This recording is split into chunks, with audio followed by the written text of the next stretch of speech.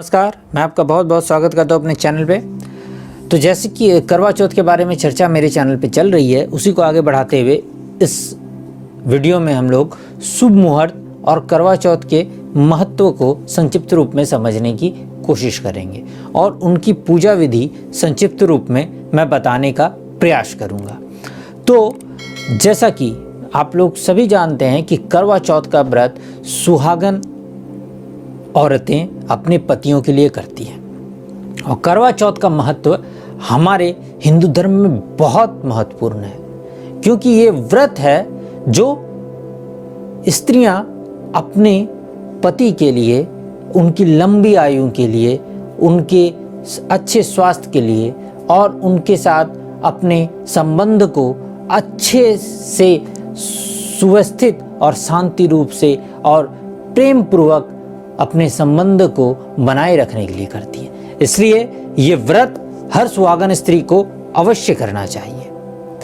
हालांकि आजकल आधुनिकता का माहौल है और बहुत सी स्त्रियां इसे करना ओल्ड फैशन समझती हैं, तो मैं इसमें ज़्यादा कोई टिप्पणी ना करते हुए मैं बस इतना ही कहना चाहूँगा कि कोई भी आधुनिक और कोई भी पौराणिक सिर्फ कपड़ों और आचरण से नहीं होता, विचार से होता है। यदि विचार आधुनिक हैं और आपके कपड़े पौराणिक भी हैं तो आप आधुनिक हैं। और आधुनिकता का अर्थ जो नई वस्तुएं हैं, जो प्रकृति में चेंज है, जो हमारे विज्ञान में चेंज है, उसे अपनाना है, ना कि जो पुराना विज्ञान है हमारा और जो पुराना हमारा अध्यात्म है उसे त्याग देना है। इसलिए मैं उन बहनों से बस इतना ही कहूँगा कि आप चाहे जैसे भी आधुनिकता को अपनाएं, परंतु आप यदि विवाहित हैं तो अपने पति के लिए इस व्रत को अवश्य रखें। ऐसा करने से आप लोगों में प्रेम भी बहुत बढ़ेगा और एक सुखमय जीवन मिलेगा। इसलिए मैं इससे ज़्यादा अब आपसे क्या कह सकता हूँ, बस इतना ही प्रार्थना है आप सभी से। तो मैं आता हूँ सीधे अपने टॉपिक पे। तो ये टॉपिक ये है कि इसका मुहूर्त क्या है। तो देखिए, 4 नवंबर को प्रातःकाल जब सूर्योदय हो जाएंगे तब से लेकर संध्या काल चंद्रोदय के समय तक 13 घंटे 47 मिनट का समय हो रहा है कुल। ये पूरा व्रत का समय है। अर्थात इस समय व्रत रखने वाली जो महिलाएं हैं उन्हें पूर्ण व्रत का पालन करना चाहिए। अब अपनी अपनी शक्ति के हिसाब से महिलाएं व्रत करती हैं, लेकिन विधान यही है कि आपको पूर्ण व्रत का पालन करना चाहिए। अर्थात आप कुछ भी ना लें, बहुत अगर आप में सहन नहीं पा रही हैं तो आप जल या चाय या कुछ मेले शरबत लेती हैं, वैसा आप कर सकती हैं। और भी बहुत ज़्यादा यदि शरीर में कमजोरी है तो आप, अगर आपके जो पुरोहित हैं, आपके जो परिवार के ब्राह्मण हैं, उनसे पूछकर अगर वो अनुमति दे तो फलाहार कर सकती हैं।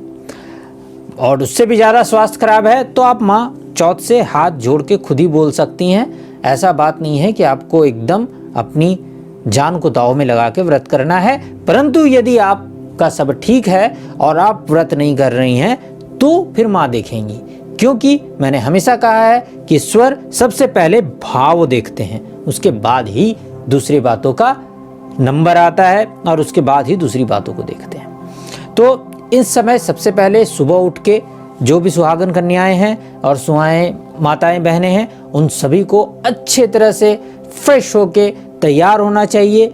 यदि हो सके तो नए वस्त्र पहने, यदि ना हो सके तो कम से कम धुले और साफ सुथरे नीट एंड क्लीन वस्त्र पहनने चाहिए और अधिक से अधिक श्रृंगार करना चाहिए। जितना ज़्यादा आप श्रृंगार कर सकती हैं उतना श्रृंगार करना चाहिए।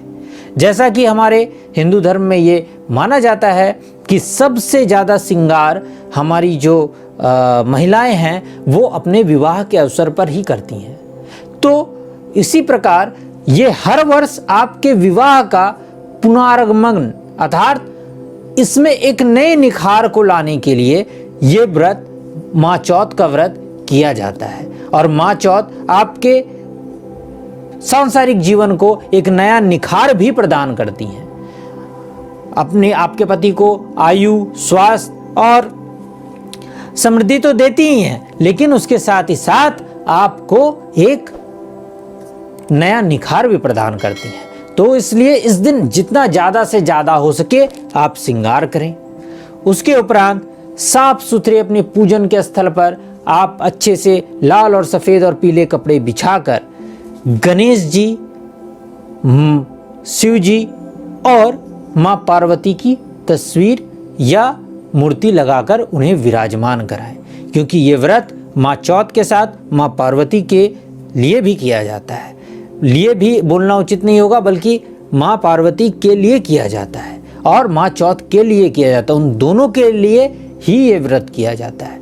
और गणेश जी के शिव परिवार के लिए गणेश जी की पूजा, हर पूजा के प्रथम हर अनावश्यक बाधाओं को हरने के लिए श्री गणेश जी, विघ्नहर्ता देव श्री गणपति बप्पा की पूजा अनिवार्य है। इसलिए सबसे पहले गणेश जी की पूजा करें, उसके बाद शिव जी और माँ पार्वती की पूजा करें, क्योंकि माँ की जो पति हैं वो शिव जी हैं और शिव परिवार के रूप में सबसे हम लोग शिव परिवार को ही पूरे परिवार के रूप में देखते हैं। तो विधिवत जैसा भी आपको अपने अपने घर के ब्राह्मणों से पता हो या आपके जो पूर्वजों ने या आपके जो परंपरागत जो शंकराचार्य आ रही हो उसी अनुरूप आप लोग पूजा पाठ करें। उसके बाद पूरे दिन भर का व्रत रखें। उसके बाद संध्या के समय चंद्र दर्शन के बाद पति पूजन, पहले चंद्र पूजन करें फिर पति पूजन करें और पति पूजन करने के बाद ही अन्न ग्रहण करें, वो भी अपने पति के हाथ से ही ग्रहण करें। ऐसा और जो विभिन्न और भी अलग अलग लोगों में अलग अलग तरह की कई विधियां हैं, इसलिए मैं उन विधियों का उल्लेख करना संभव नहीं है इस छोटे से वीडियो में। कोई छालनी से अपने पति और चंद्रमा को एक साथ देकर व्रत खोलती हैं, किन्हीं में ये विधान नहीं है, सिर्फ जल पिलाने से ही विधान हो जाता है, किन्हीं में अर्घ देने से होता है। वो आप लोगों की जैसी परंपरा चलती आई है वैसे ही आप अपनी सास से, या यदि सास नहीं है, अगर सास होना बहुत अच्छा होता है, क्योंकि इस व्रत में सरगी का महत्व बहुत होता है, क्योंकि सास जो सरगी देती है वो सरगी आपके लिए लाखों करोड़ों रुपये के जो आभूषण होते हैं उससे भी ज़्यादा महत्वपूर्ण है, क्योंकि वो ही आपके सुहाग को लंबी आयु देती है। क्योंकि जो आपके पति हैं वो उनके पुत्र हैं और उनका आशीर्वाद और उन सरगी के रूप में आपको प्राप्त होता है, और उससे आप जो श्रृंगार करेंगी और सरगी में जो आप भोजन पात्र मिलेगा उससे जब अपना व्रत करेंगी तो उसका महत्व कई 100 गुना बढ़ जाता है। इसलिए यदि आपके सास के साथ थोड़ी अनबन भी रहती हो तो भी इस समय किसी भी तरह करके उन्हें मनाएं और उनसे सरगी अवश्य लें और उनसे विधि विधान भी पता करें। अगर किसी कारणवश सास नहीं है तो आप अपने किसी भी जो भी आपके घर में बड़े बुजुर्ग हों उनसे पूरा विधि विधान पता करें कि आपके परिवार में ये पूजा कैसे होती है। जो मैंने विधि बताई है ये कॉमन विधि है, ये तो करना आवश्यक है, ये तो अनिवार्य है। साथ ही साथ करवे अर्थात करवा चौथ बोला जाता है। करवा वो मिट्टी का भी हो सकता है, कई लोग चीनी का पात्र कहते हैं, कई चावल का, और उसमें चावल या गेहूं भर के फिर कथा सुनी जाती है। कथा आप अपनी सास से सुन सकती हैं, आप अपने किसी बड़े बुजुर्ग महिला से सुन सकती हैं या सखियों के साथ भी सुन सकती हैं, वो अलग अलग, या फिर अगर कोई नहीं है तो आप खुद भी पढ़ सकती हैं, या उससे भी सबसे अच्छा होता है कि आपकी सास सुनाए, अथवा यदि आपके पति बैठ के आपके साथ सुना सकें तो और भी बहुत अच्छा होता है। तो ये एक सिंपल विधि है, इसके थ्रू आप करें। बाकी जो अलग नियम होते हैं वो आप अपने बड़े बुजुर्ग से अवश्य पूछ लें।